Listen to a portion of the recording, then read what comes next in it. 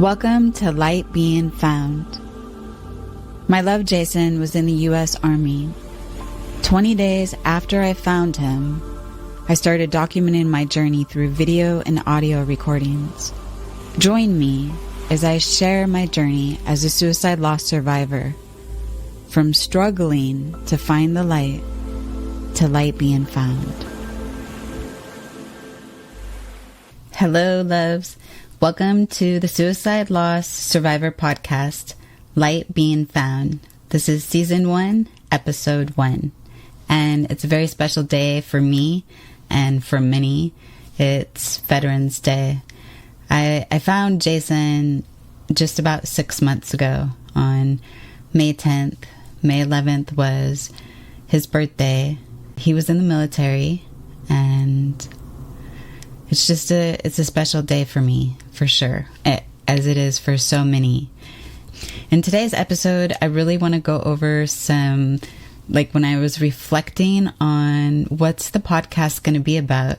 It's going to be about me sharing videos along the way, but there's some core things that popped up in my mind right away that I just wanted to kind of go over and share with you so you can kind of know what the podcast will entail. There are various different topics. The first one was, I found him. Now what? There were so many emotions pulsing through me. And to say I had ever felt shock before would be a gross understatement. So many things were happening to my body. I know immediately my hands got completely sweaty, and our dog, actually, Jai is her name. I turned the corner and Jai was pawing at him, and as soon as I had realized and understood what happened, my first thoughts were, I have to get her to a safe place. I automatically did not want her to be traumatized.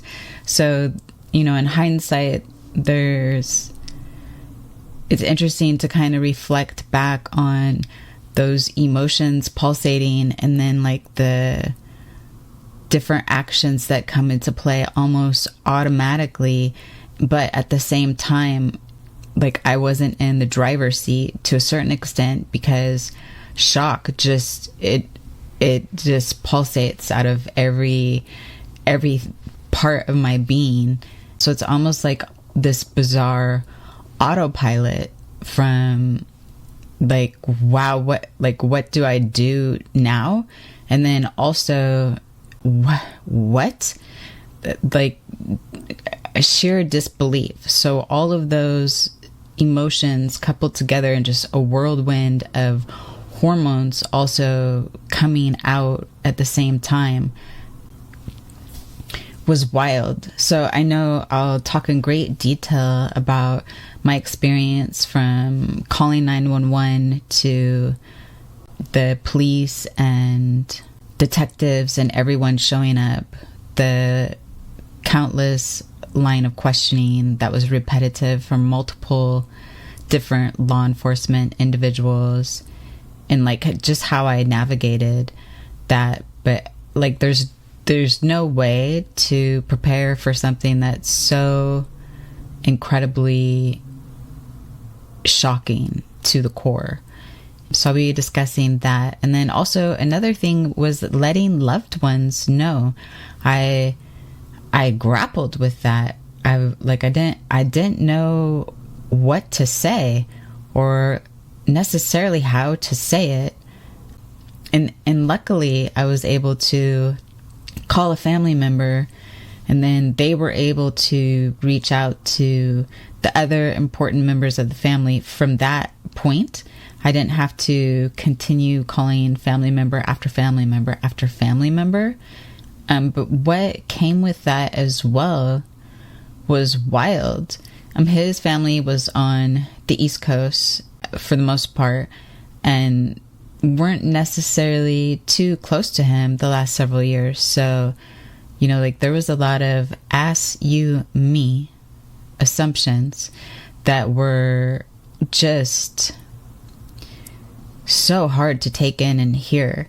And I understand that when you lose a loved one and in this manner, that to a certain extent there's some blame shifting going on and some like, how could this be? What was this? How did this happen? Like, what took place? And in that process, I had some comments thrown my way that just were completely insensitive and just so difficult to hear, especially when I was already in the place of an emotional whirlwind of a storm within myself. And, you know, navigating the coming days with the interaction with his family was, I don't even have words for it right now. I'm so curious to hear about how I shared navigating these emotions, you know, in the moment. I started recording about 20 days after I found him. So we'd already had the service and his family had already left. But I really am looking forward to hearing the hindsight that I will have in sharing about those moments. I haven't been watching the videos at all. It's now almost 9.5 years. It will be on launch day. And I'm not sure what my videos are actually saying. I know that I'm processing so much, and I found it to be like really therapeutic to just start communicating on a daily and sometimes multiple times a day basis on everything that was happening in me internally and how I was processing all of my emotions. So I'm looking forward to unfolding the whole journey from where I am now and just getting to see where I was at and how I was navigating everything. Something that I mentioned too is just the navigating shock. I stayed in shock all the way up until I landed in panic, and that's panic attacks. I hit panic attacks. It was pretty much like 3 straight days of being in a panic attack, and that was a roller coaster of a ride itself that came with a lot of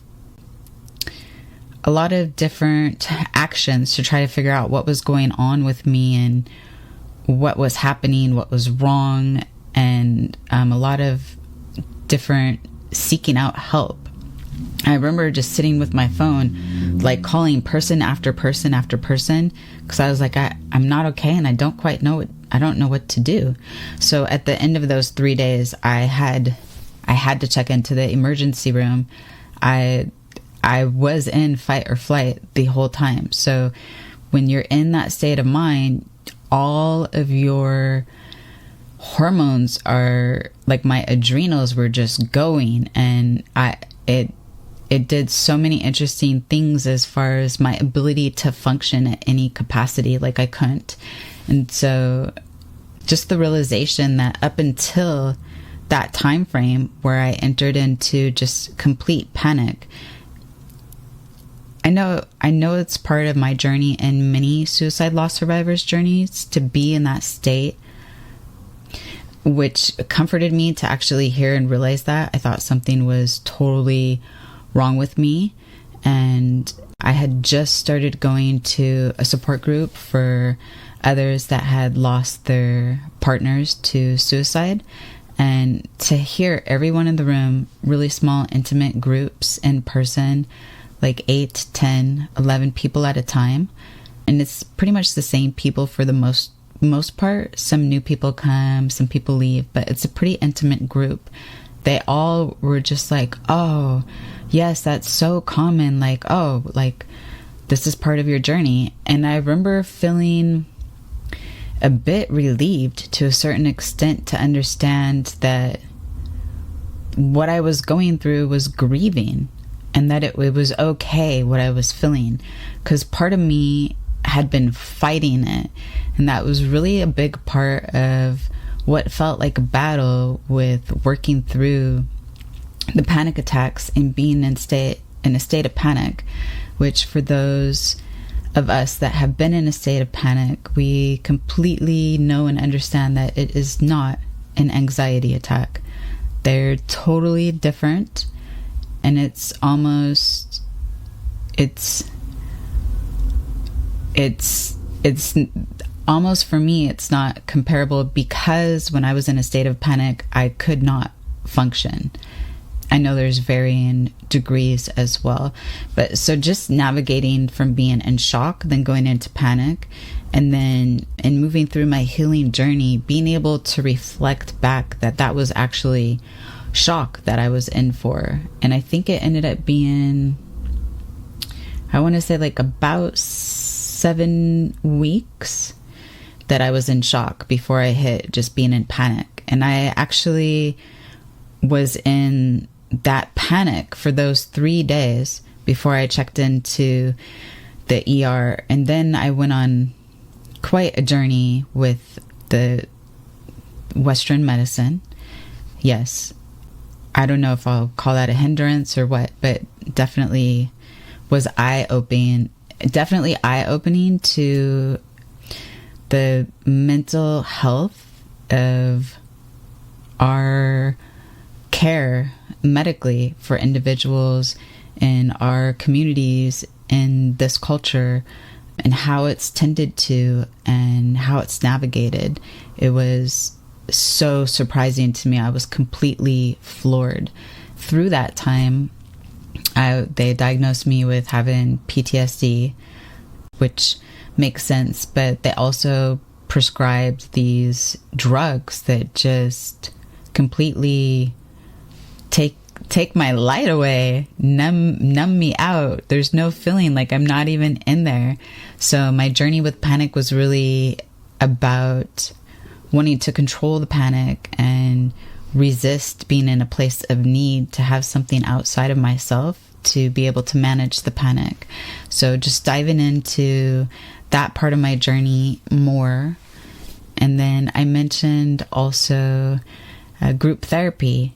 My big sister was really adamant in reaching out to me and just requesting that I please begin group therapy. And for me, it was one of the hardest things that I went through in experiencing what a loved one feels like they're doing out of a place of care, and then what they're actually doing. And also it's like the juxtaposition is that I'm so grateful that I started going to group therapy for suicide loss survivors of partners specifically. But the road to going, it felt so arduous.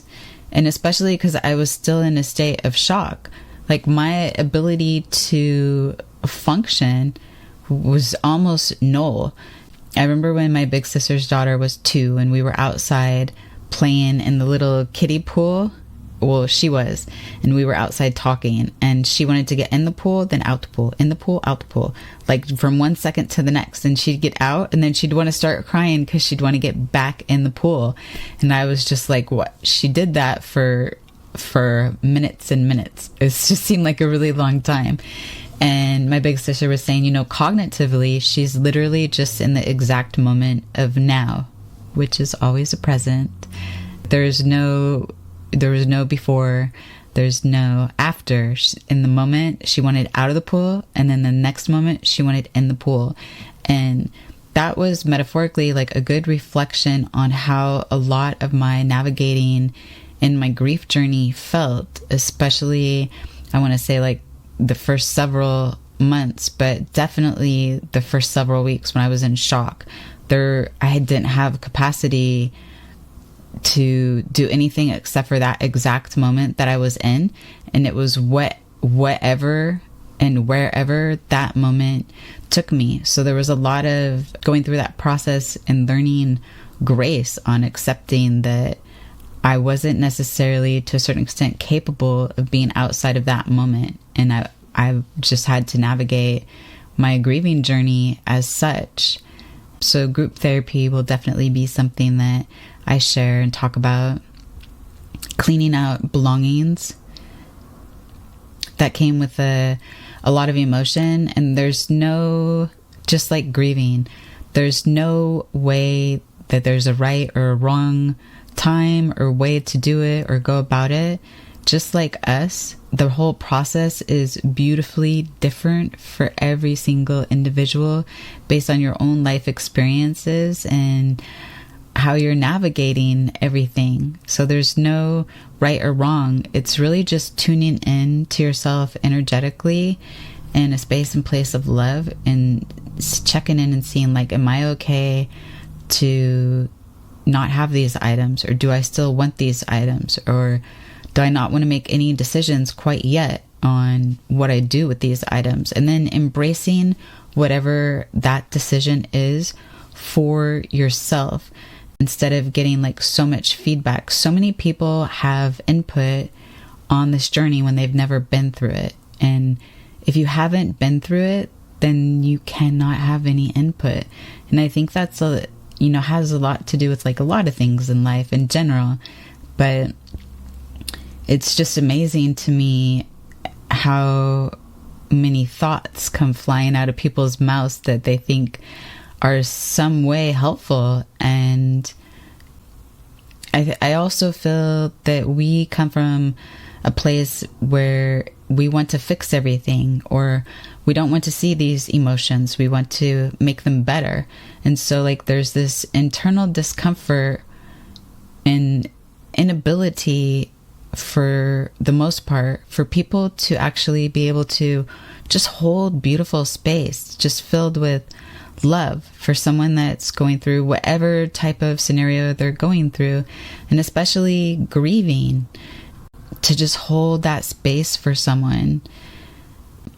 Part of what I also experienced a lot, and I think it's really a common part of being on this journey regarding suicide loss, is cross-examining myself over and over and over.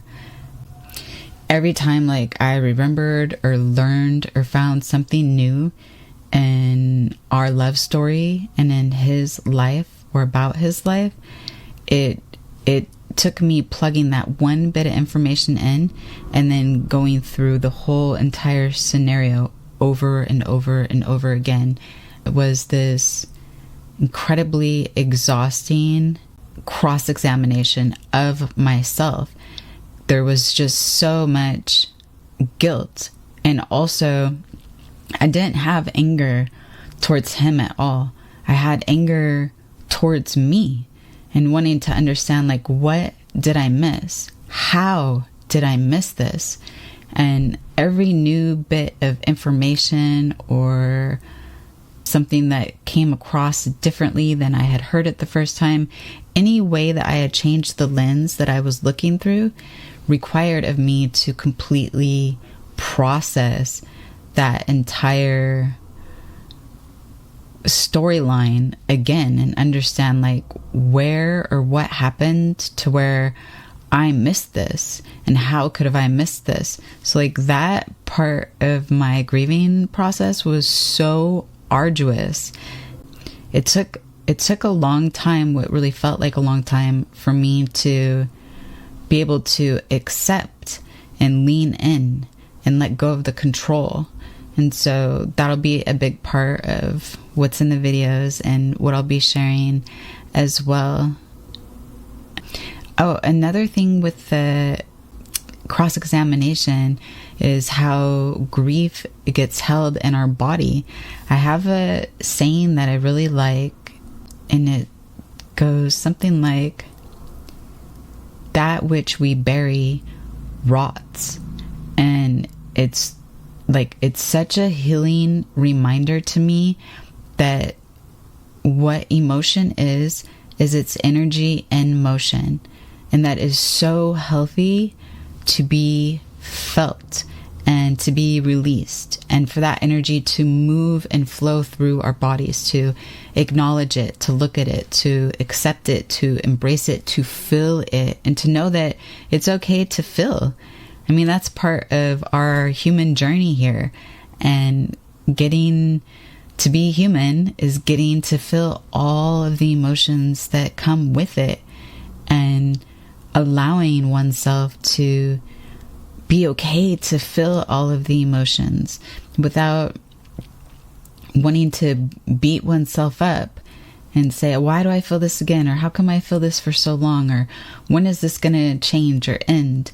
And that was constantly part of my journey. I had just such expectations on what I felt like my grieving journey was supposed to look like and feel like. And each time where I felt like I made one step forward and then something happened, I felt like I made 18 steps backwards. And also, part of my light being found and finding the light is a yin yang has always been something special to me. What is above is below, and what is in is without. And even my first little tattoo is a little yin yang on my wrist. And so when light being found came to me, I was like, oh my gosh, that's it. Because I had already saved finding the light.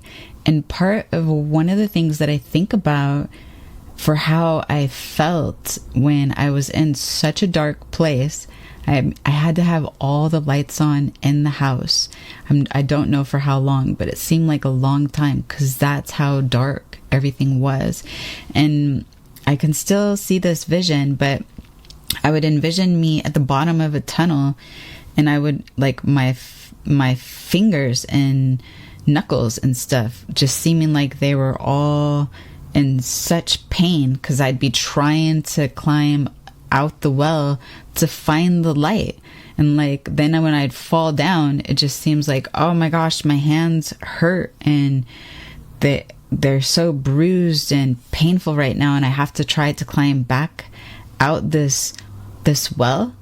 And so it's definitely metaphorically part of the journey I went on being a suicide loss survivor. It was just what felt like a struggle to find the light, also know that light was being found, and also know that I am the light being, and I found myself even more so going through part of this journey.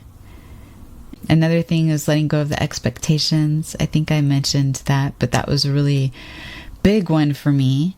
And then also something that I early on really gravitated towards and felt that I had a connection to was the podcast, What's Your Grief?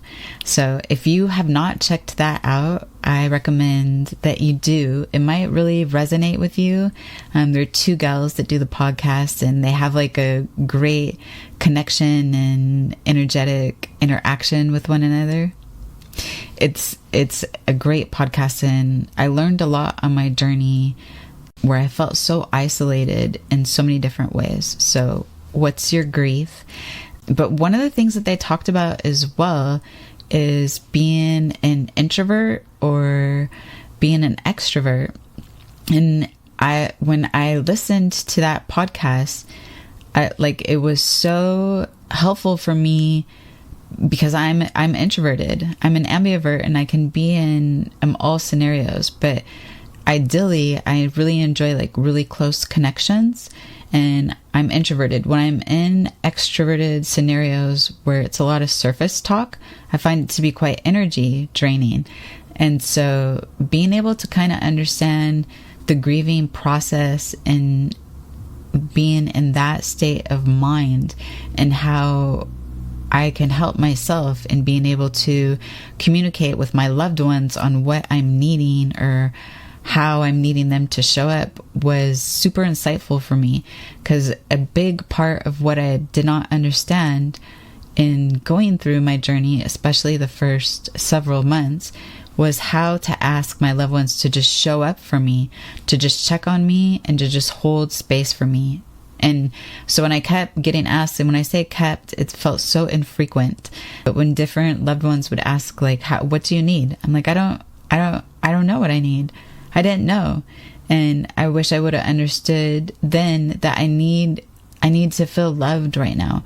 I just need you to just show up and maybe be with me and just hold space. And for whatever that looks like, if I'm crying, just sobbing, whatever emotion I'm going through, for you to just let me through it and let me be there, but you be with me. So that was something that I wish I understood a little earlier in my journey. And then one other thing that I wanted to share, kind of along the lines of that quote I mentioned about that which you bury rots. It manifests and comes up in our bodies in different ways. Sometimes it's called dis-ease. But there's a really wonderful book for me being able to kind of understand that a little bit deeper. And it is The Body Keeps the Score. So there's a possibility you've already come across it, but that's also a really wonderful resource as well. So every episode, I am going to share a story with you. One of the things that I felt almost immediately, besides feeling like, oh my gosh, I have to record this. My background is in psychology, and so my mind was blown. Nothing academically I had ever gone through or been educated about could have possibly prepared me for such an event in my life that came with such emotions that had no words to describe. And so I kept feeling right away, this has to be recorded. Like, my mind is blown. This has to be recorded. And so not only recording it, but I also started to feel, I guess fearful would be the right word, that I was going to start to lose some of our memories, and I didn't want to lose them. And so every time I had a special memory of us, I went and jotted it down. And I actually didn't really share too much about Jason leaving, except for immediate family, until November 11th, 2015, which was his 6 months after parting Mother Earth. And I had my book already done by then, and in addition to that, I shared with everyone on social media that he had taken his life, and I wanted to bring awareness to suicide loss. And we don't really know what that number truly is, and far more are affected by a suicide loss, so the numbers are vast. But I did make a book, and I call it A Tribute and Celebration of Our Love. Here is the cover of the book. There's our little Mama Heezy bow. And then the back of the book is one of my favorite photographs that I've ever taken. We were on vacation. We were in the coast of Oregon, and this was on the ocean, and it was him and Jai walking. This was one of his favorite photos ever, but he had a blue poop bag in his hand, and he was like, oh my gosh, this would be the most amazing photo if I didn't have the blue poop bag. And I'm like, let me get it, let me remove it. So when I look at the picture, I kind of have a smile like that. And I always feel like this picture, because it's so white, even though that's the ocean and the sky, I always feel like it's him headed off to home, back to having his energy be elsewhere. And it's extra sweet to me that Jai is in this photograph as well. She is our beautiful, wonderful mini Aussie. We got her at 7.5 weeks, and she just left Mother Earth. She is now with Jason just 8 weeks ago now. 8 weeks and a couple of days ago. So it's special to have that picture. But I'm going to read the very first part, and it just says, keeping our memories alive in celebration and honor of the time we've had together and the love we got to share with one another. We miss you beyond belief. Until we meet again, I'll long for you in my dreams. Loving you always, your hun, your babe, your ladies. As I sit here fondly reminiscing about our world together, I find myself writing to you, about you, to us, about us, in third person, fourth person, and many other persons. I love you, babe, to no end. But I will share a story at the end of each podcast. And then I'm also going to share a quote that really resonates with me. So for this podcast, the quote is by S1E1. And it is, "Fall in love with taking care of yourself. Fall in love with the path of deep healing. Fall in love with becoming the best version of yourself, but with patience, with compassion, and respect to your own journey." And that for me sets the tone about what this podcast is about for me. And I'm really looking forward to sharing my journey with you and navigating this journey of suicide, loss, grieving, and what it entails, and the work that I put in and how I put it in for myself specifically can look totally different for you. But how I got through and went through it all to get to the other side of it. And grief and grieving will always be a part of my journey, but it's not a part of where I stay. It's a part of where I've navigated through, and at times I may visit it and nod that I've had these experiences in life, and I understand a lot more about life in general because of them. And yes, there are hardships, and yes, they came with suffering. And I allowed myself to feel them and move through and with them. If there is anything in the podcast episode with like the story or the quote that brought something within you up and you want to share it, or that resonated with you, please leave a comment down below, and the thumbnail will say S1E1 for season 1, episode 1, and I can connect with you there. And then also, Jason's initials were JAM, and when I first started recording, I missed his hugs like crazy.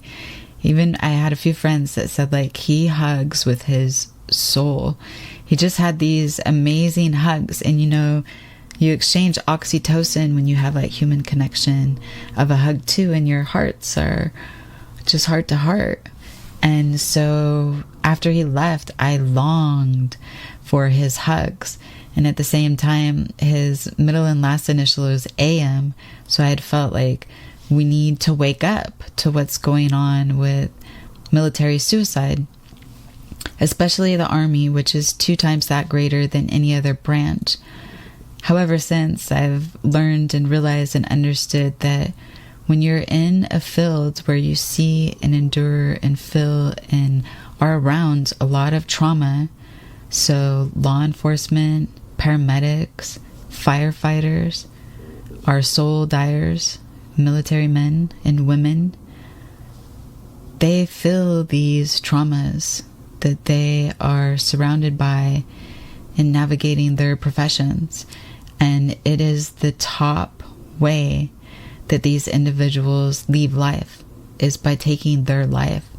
So really it has to do with trauma, and how are we able to work through and navigate our trauma through traumatic experiences in the field, coupled with our own life experiences that have been seemingly in a way mirroring some form of trauma as well.